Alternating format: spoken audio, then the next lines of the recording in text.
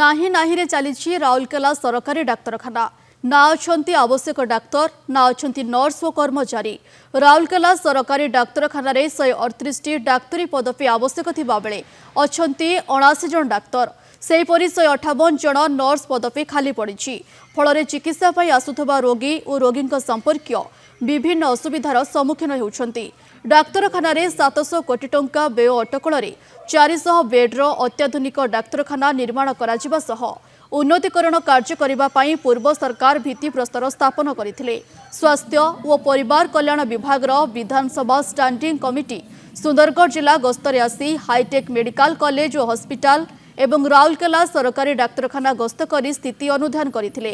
ବିଧାୟକ ବିଭୂତି ଭୂଷଣ ପ୍ରଧାନଙ୍କ ଅଧ୍ୟକ୍ଷତାରେ ବିଧାୟକ ଟିମ୍ ରୋଗୀଙ୍କ ସହ ଆଲୋଚନା କରିଥିଲେ। କିନ୍ତୁ ସରକାର ବଦଳିବା ପରେ କାମ ଠପ୍ ହୋଇଥିବା ଅଭିଯୋଗ କରିଛନ୍ତି ରାଉରକେଲା ବିଧାୟକ।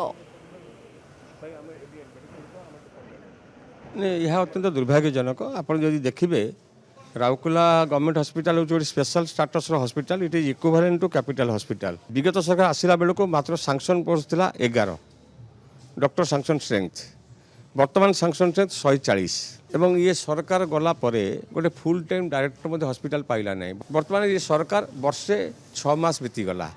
जदि प्रकृत में काम आरंभ होता ताले बोध हुए 1.5 वर्ष भितर प्रोजेक्ट सिंहभाग कंप्लीट हो सारी था।